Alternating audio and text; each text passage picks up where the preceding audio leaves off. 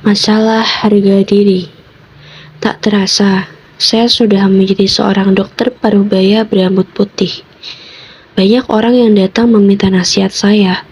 Ada juga yang mengirimkan surat untuk mengatakan bahwa hidupnya berubah setelah mendengarkan seminar saya. Sungguh masa-masa yang membahagiakan. Saya masih sehat dan dihormati oleh istri dan anak-anak tercinta. Orang tua mempercayai saya, dan satu-satunya kakak laki-laki saya pun selalu memberi dukungan. Bisa dibilang, secara keseluruhan, hidup saya sangat bahagia. Anda mungkin sama sekali tidak akan menduga bahwa saya adalah anak yang lemah sewaktu kecil. Tubuh lemah dan hati pun lembut.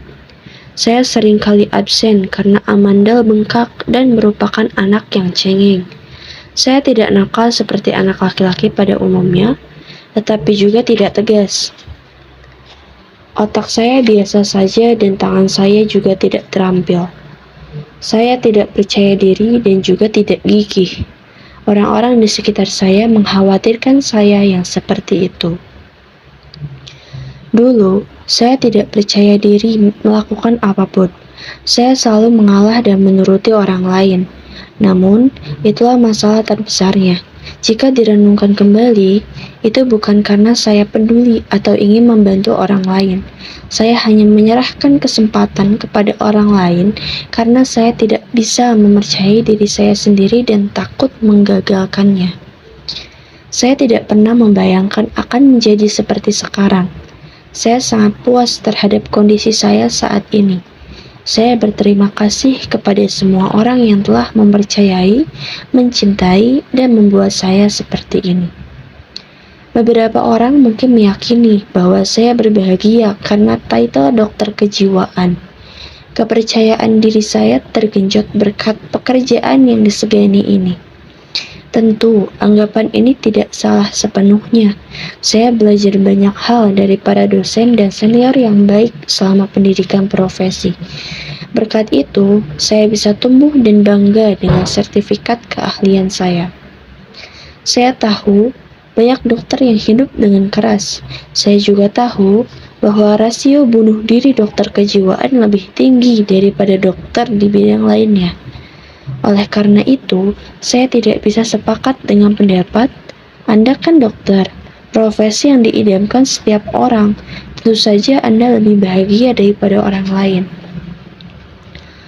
Saya berhenti dari rumah sakit tempat saya bekerja dan membuka praktik sendiri beberapa tahun lalu untuk mengerjakan sebuah PR yang tertunda, yaitu menemukan alasan saya puas terhadap hidup saya.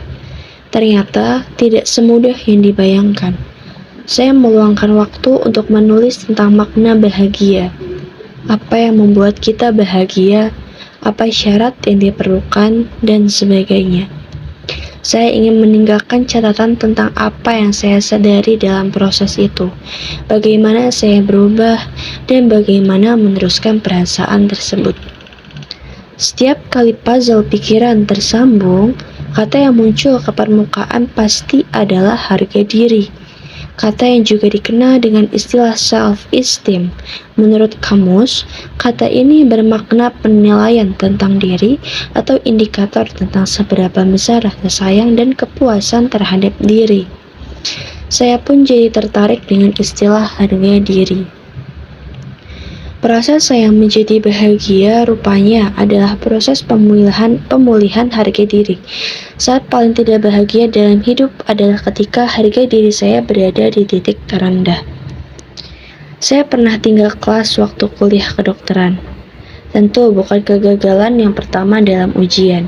Saya pernah gagal dalam ujian masuk sekolah menengah sains, dalam ujian masuk perguruan tinggi, bahkan dalam saringan masuk lembaga persiapan masuk perguruan tinggi. Gagal naik kelas saat kuliahlah yang menurut saya paling sulit saya terima. Saya sempat skeptis, jangan-jangan harus mengubah jalur hidup. Kala itu, setiap hari saya minum-minum, merokok, dan kecanduan game. Saya muram ketika membayangkan akan kuliah bersama adik-adik kelas. Saya pun menghindar dari keluarga karena merasa malu. Saat teman-teman pergi ke kampus di pagi hari, saya masuk ke warnet. Saya begadang di sana dan pulang diam-diam saat dini hari. Saya berkali-kali menghabiskan malam di tempat biliar atau kedai minum kaki lima, lalu pulang menjelang subuh seperti kucing. Saya juga pernah berkali-kali berkelana, putus asa, dan mengalami harga diri yang jatuh drastis. Rasanya tidak berlebihan jika dikatakan bahwa hidup saya adalah proses jatuh bangunnya harga diri. Saya mengalami rendah diri yang parah dan terperangkap dalam perasaan terlambat, ingin menyerah, dan ingin melepaskan harapan. Ternyata dulu sedemikian berat perjuangan saya untuk menaikkan harga diri ke tempatnya. Dan kini, setelah sehat, barulah saya merasakan kebahagiaan yang sebenarnya. Harga diri adalah hasil dari kebahagiaan, dan begitu pula sebaliknya. Harga diri pulih adalah sama dengan menjadi bahagia. Itukah sebabnya saya bisa bertahan selama perjalanan mengembalikan harga diri, meskipun sedikit sulit dan tidak nyaman? Masalah harga diri tidak hanya penting bagi saya. Sebagian besar orang yang menemui saya dan mengaku tidak bahagia mengalami kekurangan harga diri, minder. Mereka yang diselingkuhi, mereka yang putus dengan kekasihnya, pasien depresi, pecandu mereka yang ingin mati dan keluarganya. Mereka mempunyai masalah harga diri dan saya membantu mereka. Sebab saya seorang dokter sekaligus trainer harga diri. Saya mengetahui banyak teori dan teknik selama belajar menjadi dokter kejiwaan. Semua itu saya tanamkan kepada diri sendiri. Hasilnya, saya menjadi kuat dan memiliki kemampuan bersimpati terhadap orang-orang di sekitar saya yang mengalami susah hati. Berkat berbagai pengalaman pula, saya jadi lebih tahu tentang ucapan apa yang dapat melukai orang-orang berharga diri rendah, apa yang mereka lakukan, dan bagaimana seharusnya memperlakukan mereka. Di masa lalu, saya merasa seperti orang yang tidak berguna. Tapi setelah waktu berlalu, baru terasa bahwa semua kejadian itu adalah sumber daya yang cukup berguna. Saya ingin menuangkan secara jujur dan membagi semua proses itu lewat buku. Namun, memang tidak mudah menyampaikan kisah yang saya alami dan informasi yang saya peroleh kepada orang lain. Terlebih lagi, rahasia pribadi atau kisah pertumbuhan. Istri saya sebagai orang terdekat pun tidak mengetahuinya. Saya harus berulang kali menulis dan menghapus. Saya juga tidak bisa serta-merta mengungkapkan semua informasi yang saya ketahui sebagai seorang dokter. Semacam ada keengganan untuk berbagi informasi penting kepada semuanya. Walaupun begitu, ada beberapa alasan yang membuat saya bertekad untuk menulis buku ini hingga selesai. Pertama, saya tahu bahwa harga diri bisa turun kapan saja. Mempertahankan harga diri sama dengan berenang. Gaya gravitasi akan menarik kita bila kita diam di tempat. Begitu pula dengan saya. Saya tahu bahwa dalam hidup akan selalu ada sesuatu yang membuat harga diri jatuh. Bahwa saya bisa berbuat salah dan merasa lelah tak terhingga. Maka saya ingin menyusun buku panduan dan yang konkret tentang bagaimana mengatasi masa-masa seperti itu. Kedua, saya tahu bahwa sesekali dalam hidup keluarga atau teman-teman, saya pasti akan merasakan krisis harga diri. Banyak sekali hal-hal yang ingin saya sampaikan kepada anak-anak saya. Namun, saya tidak pernah bisa melakukannya karena alasan pikiran sedang kacau, terlalu banyak yang ingin disampaikan, tidak ada waktu, mereka masih kecil, dan sebagainya. Lalu ketika mengalami kecelakaan di tahun lalu, saya dilanda kekhawatiran tentang bagaimana jika hidup saya berakhir di sini. Bisa saja saya pergi tanpa sempat menyampaikan apapun kepada anak-anak saya. Maka, buku ini juga merupakan kisah harga diri untuk putri-putri saya. Mereka mungkin akan senang, karena kalau disampaikan secara lisan, hanya akan terdengar seperti ceramah. Ketiga, ini adalah masalah yang ingin saya sampaikan sebagai dokter kejiwaan. Sejujurnya, saya sedikit malu mengakuinya, tetapi saya pernah merasa bimbang sesaat ketika mulai sedikit terkenal.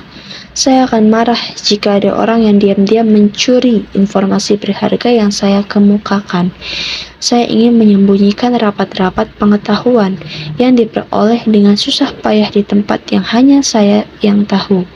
Namun, akhirnya saya mengakui bahwa pengetahuan tidak memiliki batasan dan bukan milik siapapun. Betapa arogan diri, berbahayanya pemikiran saya tersebut. Informasi yang bermanfaat akan jauh lebih bermakna dan efektif jika dibagikan secara luas.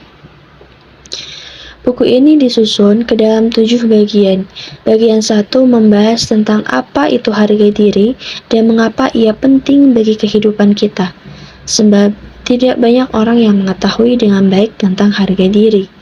Bagian 2 dan 3 membahas tentang masalah cinta, perpisahan, dan hubungan interpersonal yang biasanya muncul saat harga diri kurang.